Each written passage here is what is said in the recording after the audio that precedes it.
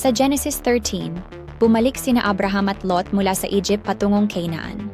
Sobra na ang yaman nila, maraming tupa, baka, at mga ari-arian, kaya't hindi na sila magkakasya sa iisang lugar. Dahil dito, nagkaroon ng alitan ang mga pastol ni Abraham at ni Lot dahil sa kakulangan ng pastulan at tubig. Ayaw ni Abraham na mauwi sa gulo ang kanilang samahan, kaya nag-alok siya ng mapayapang solusyon. Huwag tayong mag-away, magkamag-anak tayo. Kung gusto mong pumunta sa kaliwa, sa kanan ako. At kung gusto mo sa kanan, sa kaliwa ako.